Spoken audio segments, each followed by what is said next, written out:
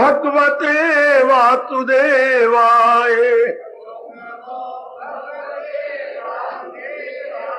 प्रभु नामो भगवते वासुदेवाय।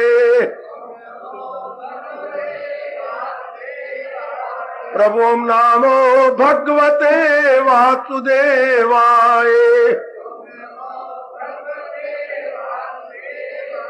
प्रभु नामो भगवते वासुदेवाय।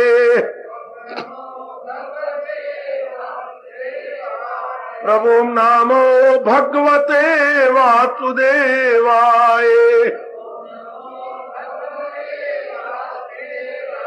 प्रभु नामो भगवते वासुदेवाय। प्रभु नामो भगवते वासुदेवाय। प्रभु नामो भगवते वासुदेवाय। प्रभु नामो भगवते वासुदेवाय।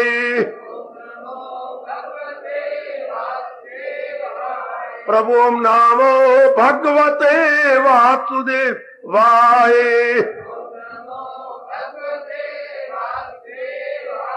प्रभु नामो भगवते वासुदेवाय।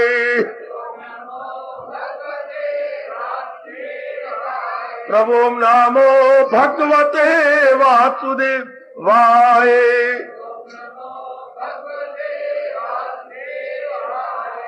बड़े आदर और प्रेम पूर्वक बड़भागी गीता के पैरोकारों, मेरे सज्जनों, प्रसंग जारी है। क्या सत्संग में आने से छोट लाभ कैसे उठाए? हर एक के मन में प्राय ये जिज्ञासा शुरू हो चुकी है। आती है, भगवान की वाणी सुनती है, समझ भी आती है। जितना अपनाया जाना चाहिए उतना अपना नहीं रहे। तीसरे अध्याय में यही अर्जुन ने प्रश्न कर रखा है। अकीदत तो है जा परेशानी नहीं, अकीदत से पहुंचेगा वो भी कहीं। प्रभु उनके मन में श्रद्धा तो है, लेकिन श्रद्धा के अनुसार पूरा इंसाफ नहीं कर पाते। उनका क्या बनेगा, क्या बनेगा, वो तो प्रसंग बड़ी दूर की बात है। अभी हम क्यों ना पूरा लाभ उठाएं। जरा ध्यान दीजिए, सारी मेरी देवियां, उपस्थित मेरे कल्याणकामी सज्जन, सत्संग का पूरा लाभ कैसे उठा ले, अर्थात इसे पूर्ण रूपेण अपने जीवन में कैसे उतार ले, ढाल ले। आइएगा, मैं आपको कर्म योग के अध्यायों में ले चला हूं। महाराज जी ने वहां पर 3 गुण बताए गए। आज समय तो बिल्कुल थोड़ा सा है, पर मैं प्रकाश डालूंगा। शेरवी में आज यही बता रहा था, 3 गुण, जिनमें ये 3 गुण आ जाती हैं, सत्संग का पूरा लाभ उठा लेती हैं। ये मैं आदर्श श्लोक पूर्वार्ध उच्चारण कर रहा हूं। श्रद्धावान लप्ते ज्ञानम तत्परा संयत इंद्रिया। और मैं इसमें क्या कहा, श्रद्धा, तत्परता और संयम, 3 गुण मेरे मालिक बता रही है। अब आप जरा विचार करें, इस दिव्य वातावरण में उपस्थित हुए श्रद्धा किसे कहती है? श्रद्धा का मतलब होता है अटूट विश्वास, जैसे आप अंग्रेजी बोलते हैं अनशेकेबल फेथ, उर्दू वाले बोला करते हैं एनुल यकीन, हक्कुल यकीन। जी, ऐसा विश्वास जो कभी किसी भी परिस्थिति में टूटने ना पाए। याद रखो मेरे सज्जनों, देवियों, उसे कहती है श्रद्धा। आजकल कच्ची श्रद्धा होती है। भगवान करे आपकी कच्ची श्रद्धा ना हो, आपकी पक्की श्रद्धा हो। हर परिस्थिति में श्रद्धा बनी रहे। ये कब होता है? सुनिए जरा बात बड़े गौर से महापुरुषों की और भगवान जी की। जब ये बात समाज आए, क्योंकि आप सब कल्याणकामी हैं, आपके मन में एक विशेष प्रकार की हलचल मच चुकी है। खा लिया, पी लिया, भोग लिया, बस मर गए। आपकी रोशन जमीर, आपकी गुड कॉन्शियस आपको प्रिक करती है, नहीं, ये जीवन नहीं है। मैंने ऐसे तो इंसान और हैवान में कोई अंतर ही नहीं रहा। ये कब प्रश्न उठता है, बड़ा टेढ़ा प्रश्न और बड़ा इनकलाबी प्रश्न है। जब किसी में सत्वगुण बढ़ जाता है, किसी में रजोगुण बढ़ जाता है, तो उधर भी 3 उसे हैरान करते हैं, कंचन, कामनी और कीर्ति। जिनमें तमोगुण बढ़ जाता है, उनका हर प्रकार का व्यवहार गंदा, वर्स्ट पॉसिबल। सतगुण बढ़ जाता है, बेस्ट पॉसिबल। उनमें ये 3 गुण आ जाते हैं, अपना ध्यान मेरी ओर देते रहना। उनमें ये समाज आता है कि भगवान के बिना मेरा कल्याण हो ही नहीं सकता। आप सब कल्याणकामी हैं, कल्याण कहां से होगा? अच्छा, तो आप भगवान ही ये मन में बिठाती हैं, भगवान के सिवा कल्याण नहीं हो सकता। कल्याण में ये 3 गुण होते हैं। आवागमन मेरा छूटिया कैसे, नाना प्रकार के दुखों से मैं कैसे आजाद हो जाऊंगा, सदा रहने वाली शांति मुझे प्राप्त हो तो कैसे। ये 3 उमंग आपके अंदर बहुत गहरी उतर जाती है, दिन प्रतिदिन दिन प्रतिदिन दिन प्रतिदिन। ध्यान देना मेरे सज्जनों, ओ मेरी कल्याणकामी देवियों। अच्छा, और ये बात बड़ी गहरी उतर जाती है मेरी देवियों, मेरे सज्जनों, मेरे धार्मिक भाइयों, कि मेरा कल्याण भगवान से ही होना है। मैं बताता हूं, जैसे रजोगुणी में समाया हुआ है, कमाई के बिना गुजारा नहीं। फिर रजोगुण में समा जाता है, शादी के बिना गुजारा नहीं। फिर समा जाता है, बच्चे के बिना गुजारा नहीं, कि हमारी शादी होगी, एक ना एक तो बच्चा भगवान से हमने ले ही लेना। तो ये मन में समाया हुआ है। इसी तरह आपके अंदर ये समा जाता है मेरे देवी, मेरे सज्जनों, कि भगवान के बिना मेरा गुजारा नहीं, मेरा हीला नहीं, मेरा वसीला नहीं, मेरा और कोई तरीका नहीं है। No alternative except God, no alternative except God. भगवान के सिवा कोई मेरे लिए चारा नहीं। परमात्मा करे ये सब में समा जाए। ओ नेक जीवो, ओ कल्याण चाहने वाले मेरे नेक जीवो। अच्छा, कि महाराज जी के बिना मेरा गुजारा हो ही नहीं सकता। जैसे कई मेरी बेटियों में समाया हुआ है, शादी के बिना मेरा चारा नहीं है। एक अगर शरीर छोड़ जाता है पति, तो दोबारा शादी कर लेती है। मैं ऐसी ही बहन जानता हूं जिसकी 30री बार शादी होने जा रही है। मन में यह समाया हुआ कि नहीं, पति के बिना मेरा गुजारा नहीं है। तो इसी तरह आप लोगों में समा जाता है कि भगवान के बिना मेरा गुजारा, इसी को श्रद्धा कहती। समय थोड़ा है, मैं थोड़ा प्रकाश डाल के समझा दूं। सत्संग में आने का ठोस लाभ कैसे होता है, जब ये बात समा जाए कि भगवान के बिना मेरा गुजारा नहीं, मेरा कल्याण हो ही नहीं सकता भगवान के बिना। शाबाश, प्रभु के बिना मेरा गुजारा है ही नहीं। ये भाव बैठ गया ना। वैसे आज 99% में बैठा हुआ, कमाई के बिना गुजारा नहीं, शादी के बिना गुजारा नहीं, बच्चे के बिना गुजारा नहीं। ये इस तरह आप सब बुजुर्गों भाइयों बताओ, मेरी अच्छी बेटियों के अंदर ये भाव गहरा उतर गया ना कि भगवान के बिना मेरा गुजारा नहीं। आहा, ये कैसी श्रद्धा है। मैं नमूना दिखाता हूं अर्जुन के मुख के। ये शब्द भला दूसरा है जहां में कहा, करे दूर मेरे जो वहम। आपके सिवा और कौन होगा मेरे मालिक, जो मेरी सब शंकाओं को दूर करके मेरा कल्याण कर दे। बड़े अनमोल बोल है, इसलिए धड़ाम से गिरा है महाराज जी के चरणों में, और गूंगा नहीं रहा, गिरते हुए आंसू बहाते हुए कुछ बोला भी है। इसे श्रद्धा कहते हैं। मुझे बात कतई बता दीजिए, भलाई की राह पर चला दी। ये है अटूट श्रद्धा। सत्संग में ठोस लाभ कब होता है, जब अटूट श्रद्धा हो जाए। अब ऐसी श्रद्धा किसी भी परिस्थिति में, किसी भी वातावरण में, किसी भी दिशा और दशा में नहीं टूट सकती। शरीर टूटे तो टूटे, लेकिन आपकी श्रद्धा नहीं टूट सकती, किसी भी कीमत में नहीं टूट सकती। हो मेरे सज्जनों, ओ मेरी देवियों, वाह वाह। परमात्मा करे हर एक की जिगर में, हर एक की मन में, हर एक के अंतःकरण में, हर एक की बुद्धि में, हर एक की रग रग में, हर एक के जीवाणु में ये श्रद्धा बैठ जाए, ये भाव बैठ जाए कि महाराज जी के बिना मेरा गुजारा हो ही नहीं सकता। नंबर 2, मेरे पर प्रभु कहती है, जब ये भाव बैठ जाता है तो फिर क्या होता है, हम अपनाए बिना रह ही नहीं सकते। मैं हूं या आप, मेरे बुजुर्ग हैं या भाई, अपनाए बिना बिल्कुल नहीं रह सकते। वो जरूर अपने जीवन में ढालते हैं। इसे बोलते हैं तत्परता। तत्परता, जुट जाना, लग जाना, श्रद्धा के अनुसार अपने में एक विशेष प्रकार का परिवर्तन ले आना। सुनो नेक जीवो, सुनो सुनो मेरी कल्याण कामनी देवियों, सुनो। वो श्रद्धा कच्ची है कब, जब तत्परता ना हो।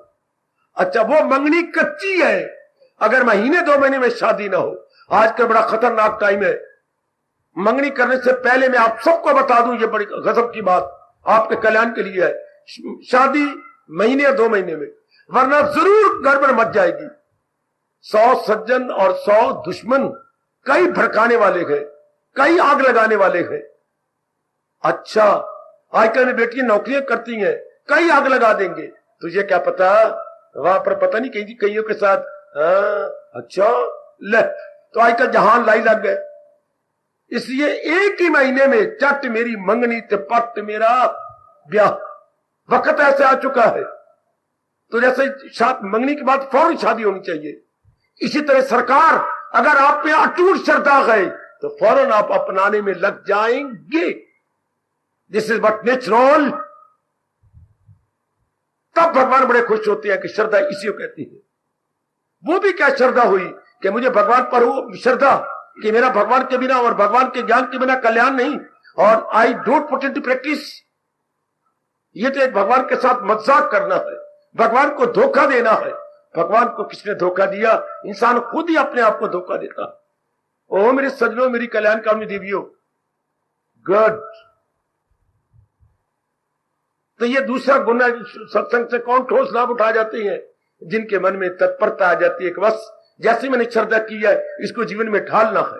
जब ये पता लग गया कि बीए के बिना कल्याण नहीं, मैंने बैंक में नौकरी करनी है और बैंक की पहली क्वालिफिकेशन है ग्रेजुएट एटलीस्ट, आपने जरूर बैंक में नौकरी करनी है। हाँ, तो उन्होंने तो क्वालिफिकेशन दी है ग्रेजुएशन, फिर क्या कर रहे हो? मैं दिन रात एक कर रहा हूं, ये मैं ट्यूशन रख रहा हूं, मैं प्राइवेट कॉलेज में जा रहा हूं। ये जब आपने पक्का इरादा किया कि मैंने बैंक में मैनेजर बनना है और आप अंडर ग्रेजुएट है, तो now you try your best. हाँ, जो है पोस्ट ग्रेजुएट बनने की कोशिश कर रहे, गुड। ये इसी बोलती है तत्परता।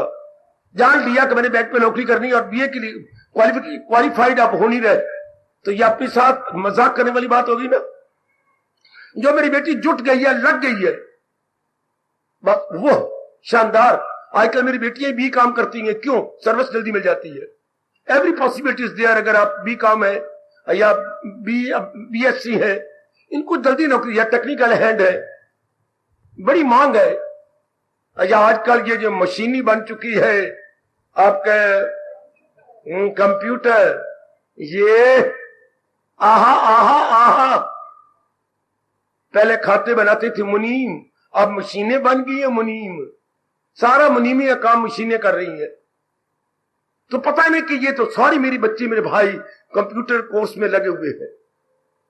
इसी तरह दूसरा गुण, अगर हम चाहते, दिलो जान से चाहती हैं कि मैं अपना कल्याण करूंगा ही, फिर आप जुट भी गए होंगे और भगवान के फरमान को मेरे जैसों से समझ के अपना भी रहे होंगे। समझी मेरे सज्जनों, समय थोड़ा, फिर आप जीवन में ढाल भी रहे। इसे बोलते हैं तत्परता। ये बहुत कम जीवों में देखा जाता। श्रद्धा तो रखती हैं लेकिन अपनाते नहीं। तो ऐसे वो जानते हैं आप, भगवान ने क्या कहा? परा गंदा दिल है वो, ऐसे को मक्कार बोलती हैं। अंदर भाव तो है लेकिन बाहर कुछ और है। इसे मक्कारी कहते हैं उर्दू में। अपनी भाषा में बोलेंगे दंभ, दंभी, दंभी। हाँ, बेटी उसे दंभी कहती हैं। अंदर कुछ तो बाहर कुछ। और आजकल जमाने में दम बहुत फैला हुआ है, बड़े जीव भ्रष्टाचारी है। अच्छा, हमारे में कोई भी ऐसी ब्लैक शीप ना बनने पाए, अंदर बाहर से एक जैसे, बिल्कुल एक जैसे, ऐसे जी फिर उन्नति कर जाती है। कोई दंभी ना बनने पाए, परमात्मा करे। हमारे सब में है कि हमने कल्याण करना है, जुट जाओ। जैसे अपने मेरे प्रभु की वाणी को समझा है, try your best, putting into practice.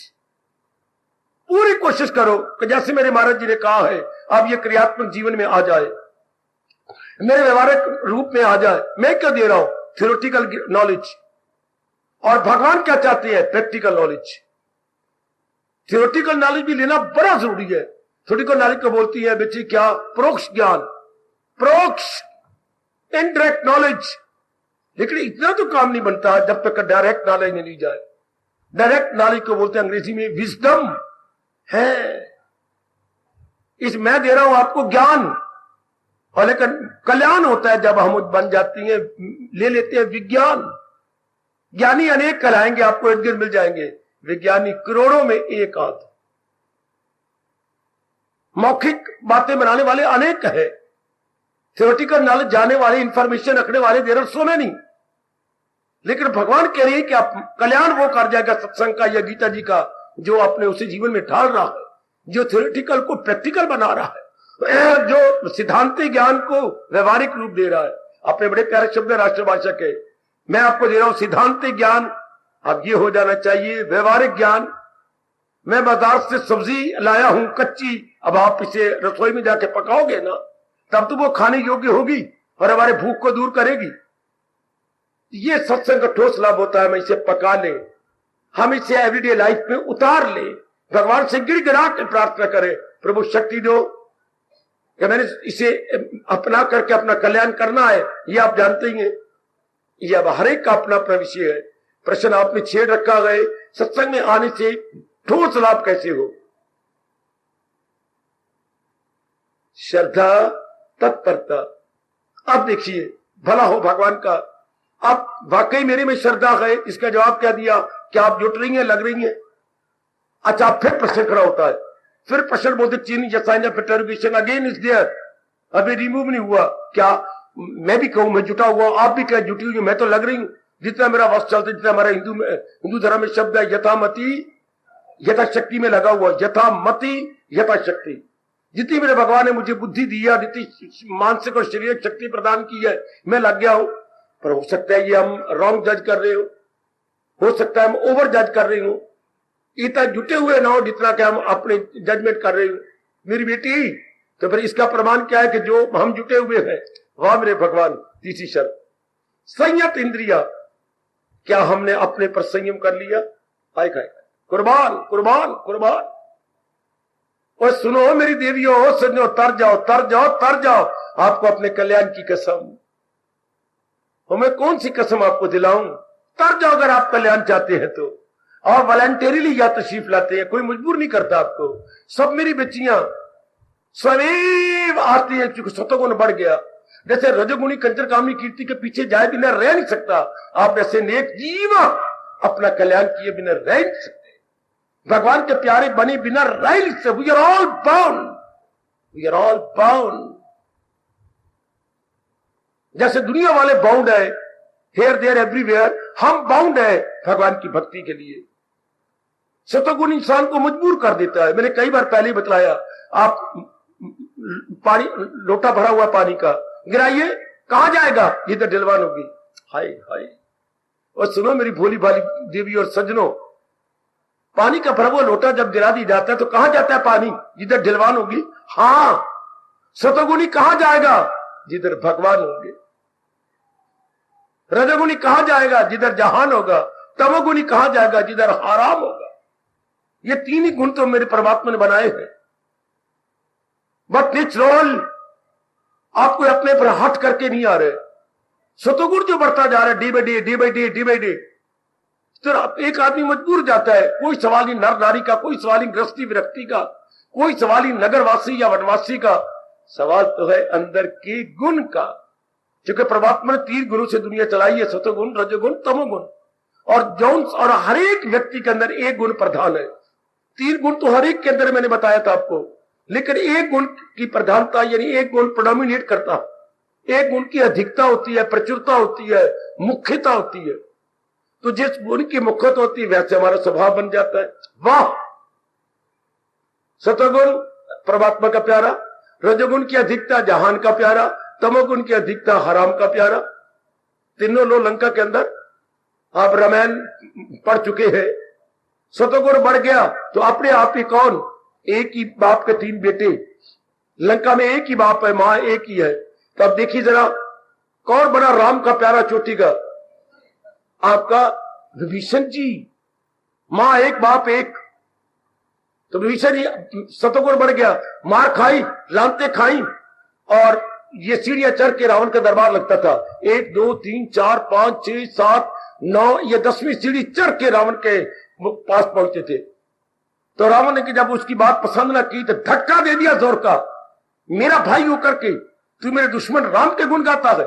धक्का दे के यूं सीढ़ी से जो है वो चलता हुआ धड़ाम से नीचे, वो मुकट गया, वो शरीर गया, चोटें लग गई, रगड़े आए। देख लीजिए, विभीषण भगवान की ओर चला गया, शतगुण बड़ा हुआ था, एक ही माँ बाप के बच्चे हैं, और रावण जिनमें शतगुण बड़ा हुआ था जहान की ओर, और उन्हीं का सगा भाई आपका कुंभकर्ण, ये कहा जा रहा है हराम की ओर, खाना गंदा, पीना गंदा, हर रूप में गंदगी। तो तीनों एक ही मां बाप के बच्चे हैं, लेकिन गुण अलग अलग है। गुणों से ही जीव का स्वभाव बनता है, याद रखिएगा। तो आप अगर हमारे में सत्वगुण, अगर तो मैं ऐसा कह रहा हूं हमारे में सत्वगुण बढ़ता जा रहा है, तो लाजमी तौर पर आप भगवान की ओर झुक जाएंगे, हमसे रहा ही नहीं जाएगा। गुणों ही से फितरत के मजबूर है, बनाया है जो तेरी फितरत ने धर्म कराएगी फितरत वही तुझसे। यह है सिद्धांत यूनिवर्सल, क्या फरमान मेरे भगवान का, सार्वभौमिक नियम। तो अब आपने देखना है, सत्संग का ठोस लाभ यही है, मैं आप अपना रहे हैं, जो बात आपको समझ आ जाती है आप जीवन में ढाले जा रही हैं। आहा, रोशनी गई, आंखों की रोशनी गई, हां सुनने की ताकत गई, बोलने की शक्ति गई, गए दांत छूट, बुढ़ापे ने कैसी मचाई है लूट। बुढ़ापा लुटेरा बन के एक एक अंग की शक्ति छीने लग जाता है। Now is the proper and high time gentleman, अपने आप को जुटा दीजिए, अपने आप को लगा दीजिए, इस जोबन का पूरा लाभ उठाना, लग जाओ भगवान की ओर। अपने जिंदगी का सबसे बड़ा लाभ यही है, प्रभु की ओर लगना। जहान में लग जाओगे तो मैं एक बताऊं, लाखों रुपया कमा लोगे, मैं अदर आई बिलीव, और भी जो चाहोगे जहान को मेरे भगवान जी आपकी झोली भर देंगे, लेकिन सदा रहने वाली शांति नहीं मिलनी, और आवागमन से आपने छूटना नहीं दे, फिर जन्म होगा। क्यों? अरमान लेके जाओगे, कामना लेके जाओगे, तो कामना के लिए फिर जन्म होता है। और अगर भगवान के प्यारे बन जाते, पूरी सेटिस्फैक्शन अंतःकरण को हो जाती है, पूरी तसल्ली, आहा, फुल सेटिस्फैक्शन एंड कंटेंटमेंट, ये केवल भगवान से होती है। वरना ये शब्द शास्त्रों में रह जाएंगे क्या? पूर्ण संतुष्टि, पूर्ण तृप्ति। यदि हम भगवान की ओर नहीं लगेंगे तो ये दोनों शब्द शास्त्रों में रह जाएंगे। अंग्रेजी के दोनों शब्द ये किताबों में पढ़ने को मिलेगी, जीवन में नजर नहीं आएगी। Full satisfaction and full contentment. जरा विचार करना, आप पढ़े लिखे हैं। फुल सेटिस्फाइड कौन होगा? फुल कंटेंटेड कौन होगा? केवल परमात्मा का प्यारा। दुनिया का प्यारा फुल कंटेंटेड नहीं हो सकता, फुल सेटिस्फाइड नहीं हो सकता। क्यों? दुनिया का एक एक प्राणी, एक एक पदार्थ अधूरे है, और दिन प्रतिदिन क्या है, परिवर्तनशील है, पेरिशेबल है। इसलिए आपको ये कोई चीज फुल नहीं दे सकते। क्या देंगे? पार्टली, कुछ हिस्सा देंगे, पूरा तो भगवान दे सकते हैं।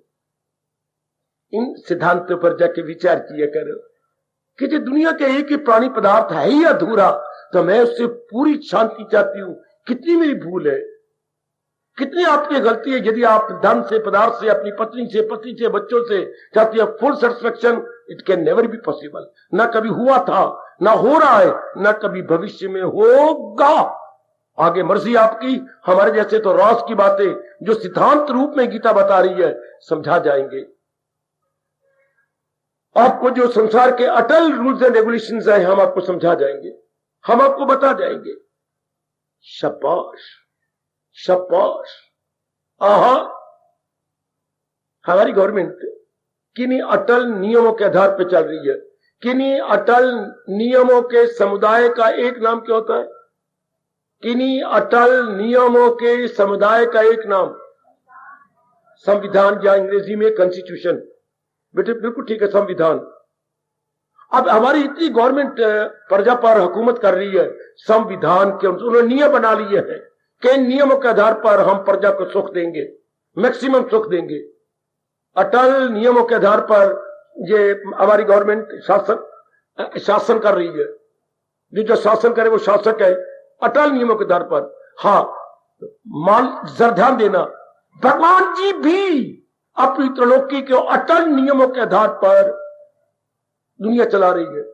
इधर अटल नियमों को बोलती हैं कॉन्स्टिट्यूशन या संविधान। परमात्मा के अटल नियमों का एक नाम क्या है?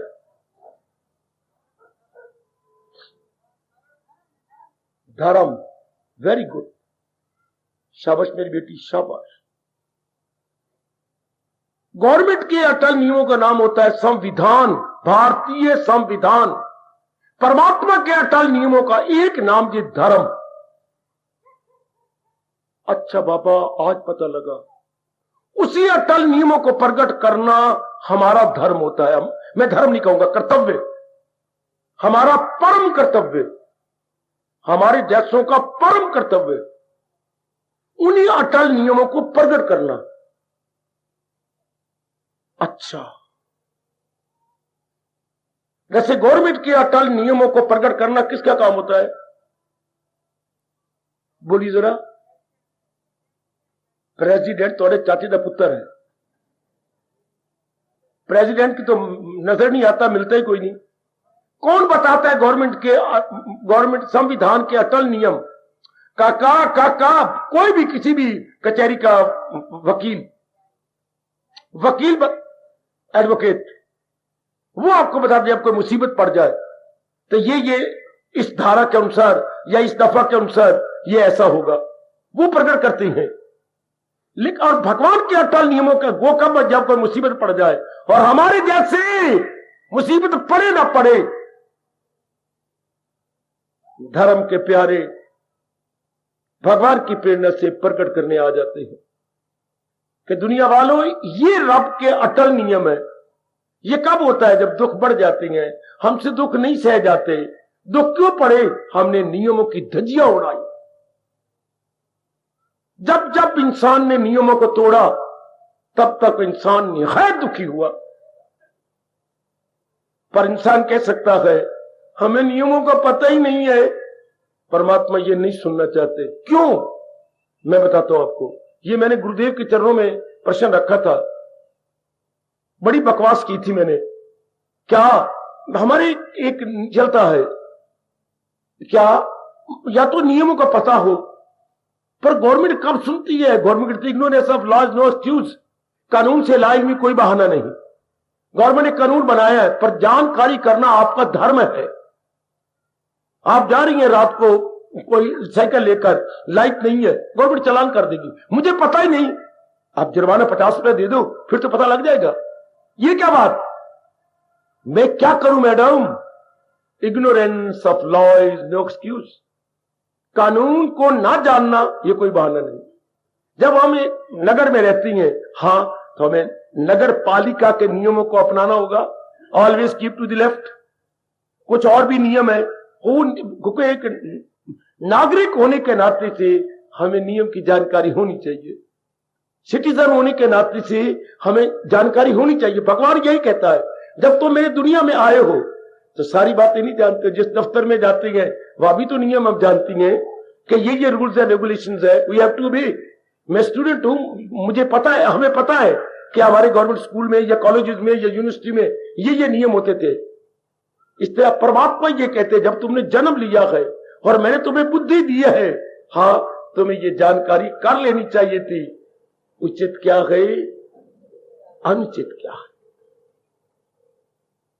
तो ये धर्म बताता है। और हमारे जैसे उसको, मेरे जैसे को ना तो आप महात्मा कहिए, ये वीर जी तो आपने एक पक्का शब्द बना लिया ना, तो ये हमारे जैसे को ये नहीं, ये शब्द सारे गलत है। महात्मा कहना, संत कहना या कोई ज्ञानी कहना, ये सारे गलत शब्द है। ये तो एक व्यवहारिक रूप में आपने बना रखे हैं। सही शब्द क्या होती हैं? ढंडोरची। हम परमात्मा की ढंडोरची। जैसे शहर में ढंडोरा पीटती हैं, हाँ, हम परमात्मा का ढंडोरा पीटते हैं। उसका लाभ भी उठा लिया है, आपको भी जानकारी करवाती हैं। परमात्मा ने ये नियम बनाए जी, अपनाओगे तो सुख पाओगे, नहीं तो फिर बहुत बुरी तरह सजा में आ जाओ। बेटे हमारे, मैं सही सच बता रहा हूं, हम ढंडोरची हैं। किसके? अपने परमात्मा के। और जो ढंडोरा पीट रही है, ये परमात्मा का धर्म है। हमारे कल्याण के लिए परमात्मा ने ये धर्म बनाया है।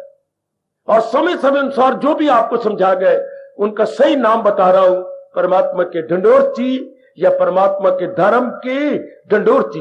मैं आजकल बोल रहा हूं, गली गली फिर शुरू हो गया तमाशा, फलाने को वोट डालना, फलाने का फूल है, फलाने का फलाना है, फलाने का, ये गली गली शुरू हो गया खप जी। एक जाता दूसरा आ रहा और तीसरे जाता पांचवा आता होगा।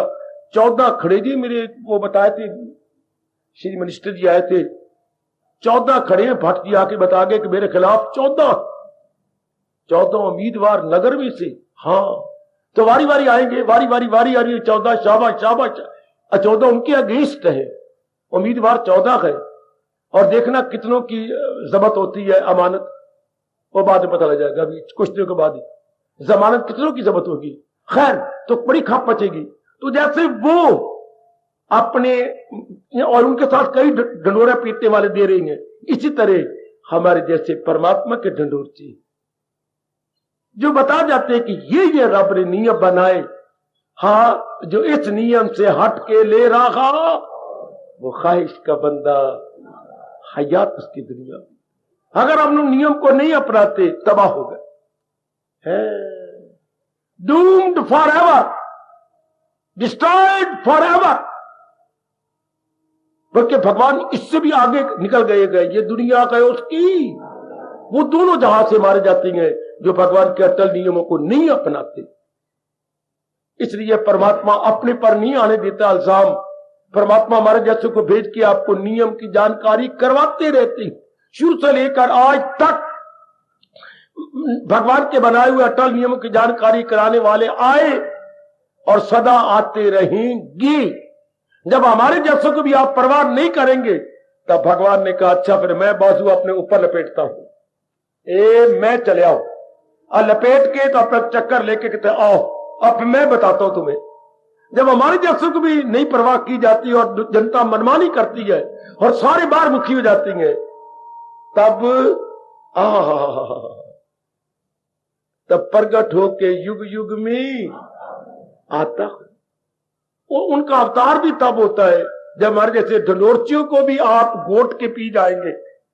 जैसे नीम के पत्ते घोट के पी जाते हैं, इसी तरह जब आप घोट के पी जाएंगे, भगवान ने कहा मैं आता हूं, मुझे घोट के पीना, तब प्रभु अवतार लेने के लिए मजबूर हो जाते हैं। अपनाते जाओ जो हम भगवान के बनाए हुए अटल नियमों को बता। हम मेरे जैसे तो बिल्कुल उन्हीं गीता उन्हीं की है। बाकी तो पता नहीं कितने धर्म बनाई फिरती हैं, कितने जैसे 14 खड़े हुए हैं। हाँ, इसी तरह ये देखो ना कितने मजाए मेरे देश की बदकिस्मती बन गए। तो मैं तो आपको वही बता रहा हूं जो भगवान जी के नियम है, प्रभु के नियम प्रकट करने वाली गीता है। चोटी का महाशास्त्र अपने धर्म का, अपने हिंदू धर्म का, अपने हिंदुस्तान का गीता। गीता में है क्या? भगवान के अटल नियम। अटल नियमों के समुदाय का नाम गीता है।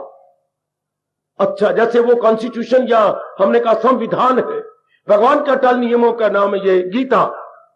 अब इसमें जो है नियम, इसको बोलते हैं धर्म।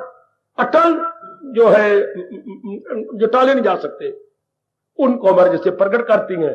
आप जैसे पूरा विश्वास करके अपना लेते हैं, लोक भी बन गया, परलोक भी बन गया। चाहे मैं हूं चाहे आप, पहले जानकारी करना जरूरी, फिर अपना लेना जरूरी। और नेक जीवो, जानकारी मेरे से दुनिया रब ने बनाई, हाँ, और उसमें मनुष्य जाति बनाए। तो ये नियम किसके लिए है?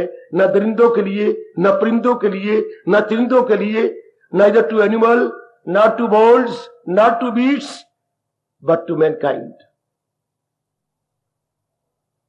ये नियम कोई दरिंदों परिंदों चरिंदों के लिए है नहीं, मनुष्य जाति के लिए नियम है। क्यों बाबा? क्योंकि भगवान ने विशेष बुद्धि दी है। उनके पास सामान्य बुद्धि है, खाने की, पीने की और अपने जैसे बच्चे बना लेने की, बस। चौथी बात वो नहीं जानते, नहीं जानते, नहीं जानते। अब चारों ओर देखो, दरिंदों परिंदों चरिंदों को, एनिमल बर्ड्स और बीस्ट को देखिए, बस खाना पीना और अपने वंश चलाना, अपने खानदान को चलाई रखना, बस इतना पता है उनको, आगे नहीं जानते हो। पर हमें तो आगे पता है, बुद्धि खास दी है। यही तो एक हैवान और इंसान में फर्क है। इंसान के पास विशेष बुद्धि, बाकी सब जीवों के पास बोलिए बोलिए। बाकी सब जीवों के पास सामान्य बुद्धि, हमारे पास विशेष बुद्धि। विशेष बुद्धि का अर्थ जिसको ये पता हो उचित क्या है अनुचित, उनको कोई नहीं पता।